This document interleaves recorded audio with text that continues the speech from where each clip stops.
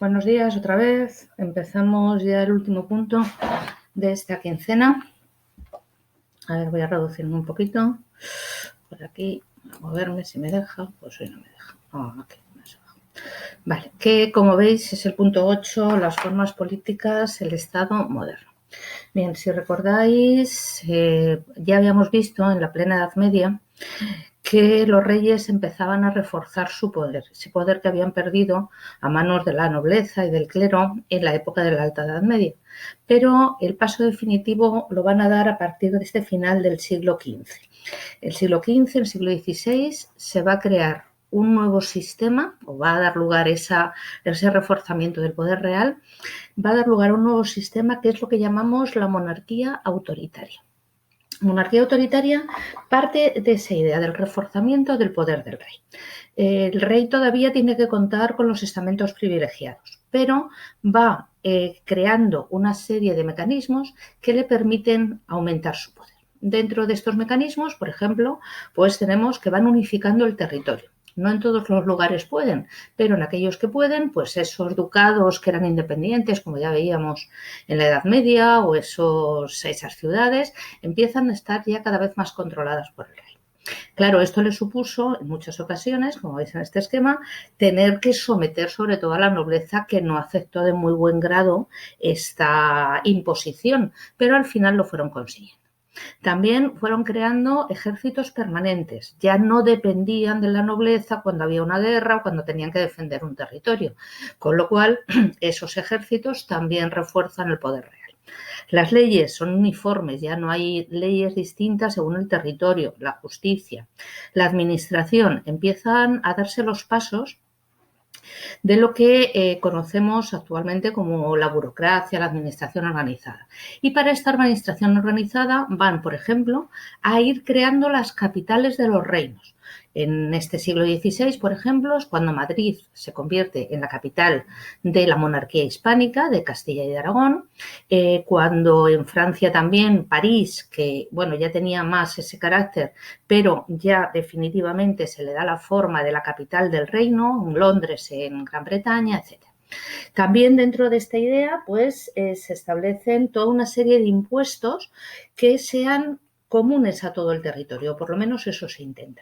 Y también toda una serie de funcionarios que ayuden al rey, a los consejeros, a llevar la administración, como os digo.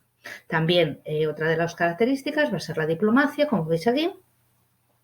Es decir, que los reinos empiezan a tener representación normal, habitual, en otros reinos. Lo que ahora llamamos las embajadas surgen también en este siglo XV y XVI.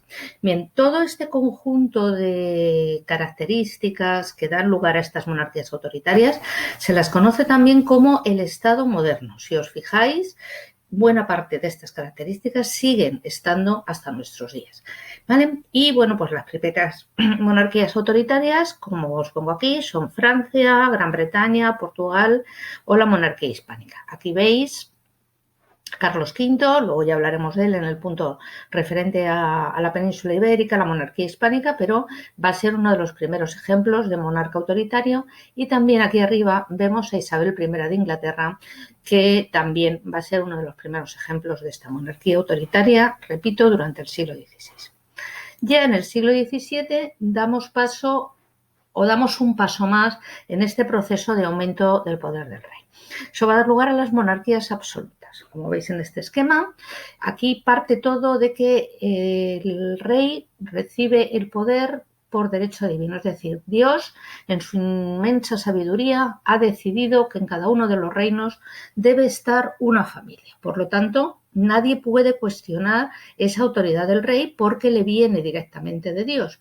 Acordaos que esto también lo veíamos cuando hablábamos de la sociedad estamental. Era Dios el que lo había decidido, por lo tanto no se podía criticar. Bueno, pues aquí en el caso de las monarquías absolutas, lo que se organiza con toda una serie de teorías es que el poder lo recibe de Dios y, por lo tanto, el rey es incuestionable. Fijaos, por ejemplo, aquí una de las características es que tiene todos los poderes. El rey hace las leyes, que son el poder legislativo, el rey las pone en práctica y el rey castiga a los que no los cumplen.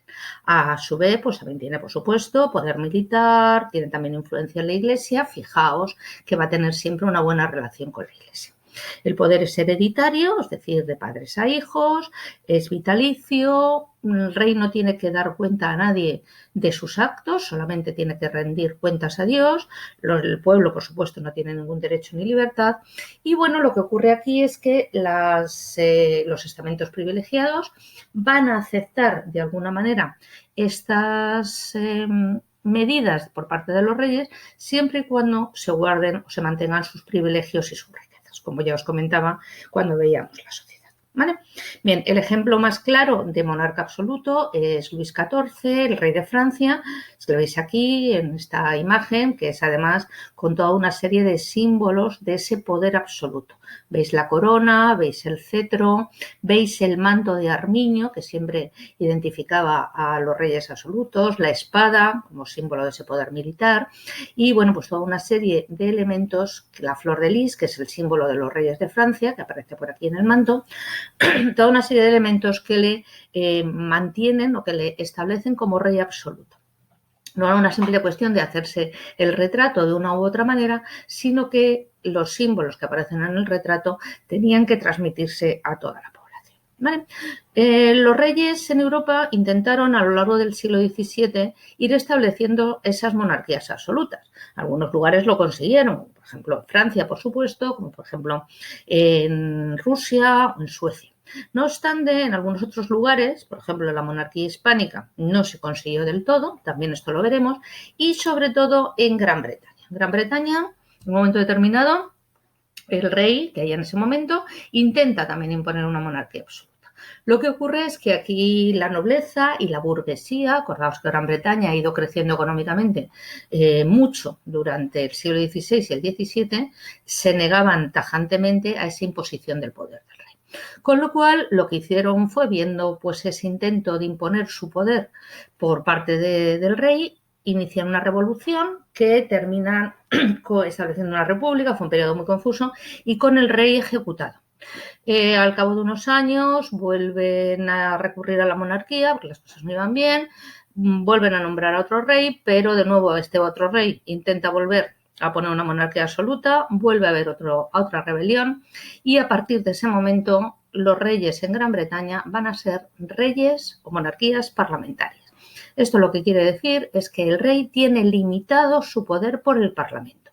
Esto lo veréis más cuando lleguéis a Cuarto, porque es parte del temario de Cuarto, las monarquías, como surgen ya en el siglo XVIII, las monarquías parlamentarias, pero el antecedente está en el sistema inglés del siglo XVII. Fijaos en este esquema que tenemos al rey y tenemos al Parlamento. El Parlamento, que está formado a su vez por la Cámara de los Comunes, que son elegidos por las ciudades, y la Cámara de los Lores, que son elegidos por el rey. Bien, ¿qué ocurre? Que el rey convoca al Parlamento, pero el Parlamento controla al rey. Y fijaos la diferencia entre las funciones de un rey absoluto y las funciones de un rey parlamentario. Funciones del rey absoluto, aquí era, bueno, tenía todas. Sin embargo, aquí, por ejemplo, en las funciones del rey parlamentario tenemos elaborar las leyes, pero quien aprueba las leyes no es el rey, es el Parlamento. Los impuestos pueden controlar al rey en asuntos privados como la navegación, el divorcio, poder hacerle una serie de quejas y sugerencias. Es decir, el rey sigue manteniendo su poder, por ejemplo, gobernar, sigue teniendo el poder ejecutivo, pero va perdiendo progresivamente otros poderes que van siendo asumidos, en este caso, por el Parlamento. ¿De acuerdo? Bien, también este sistema se va a establecer en Holanda tras la independencia de la monarquía hispánica. Allí será bajo la forma de república en principio, pero también con estas características. ¿Bien? Pero vamos, sobre todo el ejemplo más significativo es el sistema británico que surge en este siglo XVII y que fue un poco el ejemplo ya en el siglo XVIII para otras monarquías parlamentarias europeas. Bien, y estos serían los tres sistemas políticos que tenemos en esta etapa del final de la Edad Media, que es el final del siglo XV, siglo XVI y XVII. Repito, monarquía autoritaria, monarquía absoluta y monarquías parlamentarias o sistemas parlamentarios. Aparte de estos sistemas políticos que afectan a cada uno de los reinos, ya en su propia evolución, va a haber otro acontecimiento que marca el siglo XVII. siglo XVI fue siglo de enfrentamientos entre la monarquía hispánica y Francia fundamentalmente, luego entre la monarquía hispánica y Gran Bretaña, pero eso ya lo veremos en el punto de la monarquía hispánica. Pero en el siglo XVII va a haber una enorme guerra que va a marcar también esa crisis que os decía característica del siglo XVII. Esta guerra va a ser la guerra de los 30 años. La guerra de los 30 años va de 1618 a 1648, como veis aquí. Lo que ocurre es que la guerra de los 30 años, que acabó en general en Europa en 1648, entre Francia y la monarquía hispánica, esto que os pone aquí Castilla y Aragón, continuó hasta 1659.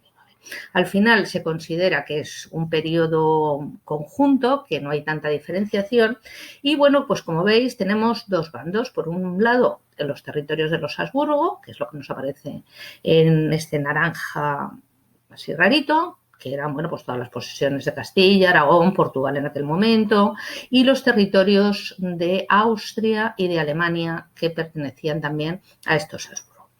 Por otro lado está el otro bando, el bando que con Francia, Suecia, Noruega, los príncipes alemanes. Aquí, bueno, pues tenemos que ver el tema de la religión, que veremos también un poquito más adelante, pero que, bueno, pues está aquí presente en origen. En origen, esta guerra de los 30 años se plantea como una guerra entre el protestantismo y el catolicismo, pero al final había muchas más cosas de fondo. Había una idea de Europa distinta, una idea de quién tenía que tener la hegemonía también distintas. Entonces la habían tenido Castilla y Aragón, que era el reino más fuerte, sin ninguna duda, pero claro, Inglaterra estaba totalmente en contra, Francia ya en este siglo XVII también estaba en contra, y bueno, la guerra fue durísima porque, como veis, afectó a mucho territorio de Europa. El escenario fundamental fue en lo que es más o menos la actual Alemania, pero también hubo batallas pues aquí por el norte de Francia, en la frontera entre Francia y España, por supuesto.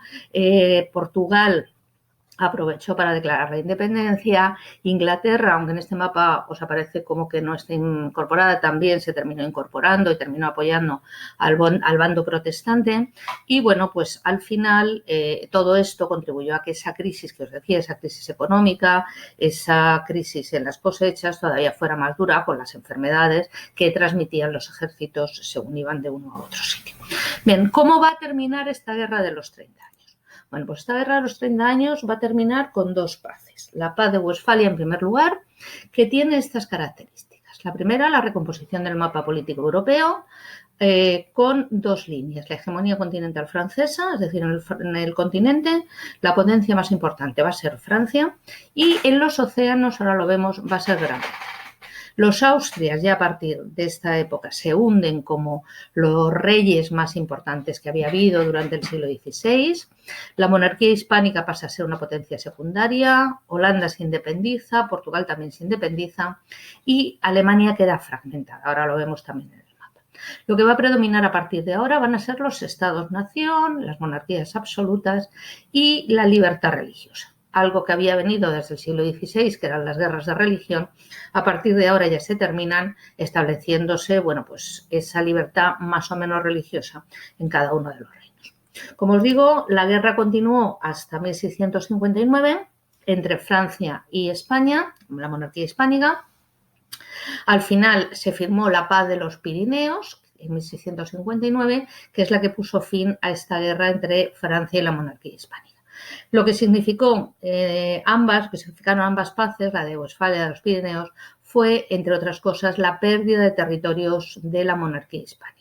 Veis, por ejemplo, esto que pone aquí el Franco Condado, pues era territorio que antes pertenecía a la monarquía hispánica, o Holanda, o Portugal, también por aquí se perdieron territorios. Y como veis, lo que va a predominar es Gran Bretaña, Francia, tenemos por aquí el Imperio Ruso, Suecia, Noruega y Dinamarca, que en aquellos momentos eran lo mismo, y Alemania queda totalmente dividida. Austria queda con unas estructuras un poco raras e Italia también queda dividida. Este mapa va a mantenerse hasta finales del siglo XVII, principios del XVIII. Esto también lo veréis en cuarto. Ahí hay una guerra, que es la guerra de sucesión de España, precisamente, que va a dar lugar a un nuevo mapa de Europa. Pero ya os digo, esto es temario de cuarto, no es que lo dejemos este año, sino que esto es temario de cuarto. Es decir, las relaciones internacionales en este siglo XVII van a estar marcadas por la Guerra de los 30 años y por las paces que le ponen fin, que es la paz de Westfalia, relativa a toda Europa, y por último la paz de los Pirineos, que ya fija definitivamente la frontera entre Francia y España y que ya esta frontera es tal como la conocemos ahora. No ha habido apenas modificaciones entre los dos reinos. ¿De acuerdo? Bueno, pues como conclusión, ya para terminar este siglo XVII, este punto de las formas políticas, lo que significa esta paz, esta guerra de los 30 años y las dos paces, es que a partir de este momento Gran Bretaña va a tener la hegemonía, es decir, el máximo poder en los océanos, es incuestionable. ¿Os acordáis que en la economía ya os lo dije, que surgían nuevas potencias marítimas? Bueno, pues aquí esto consolidaba esa potencia marítima de Gran Bretaña. Y por su parte, Francia, con ese rey Sol, con ese Luis XIV, se convierte en la potencia más importante del continente. Francia es el reino más poblado, el reino continental más rico, el que tiene más influencia en todos los territorios. Claro, eso le va a llevar a distintas guerras, que aquí no vamos a entrar, pero que, claro, Francia se tiene que meter en esas guerras para mantener ese poder, esa hegemonía. ¿De acuerdo? Bueno, pues con esto acabamos este punto de 8 de las formas políticas y ya os mando ya las instrucciones para que veáis todo lo que hay que hacer con los puntos que tenemos para estos 15 días. ¿De acuerdo?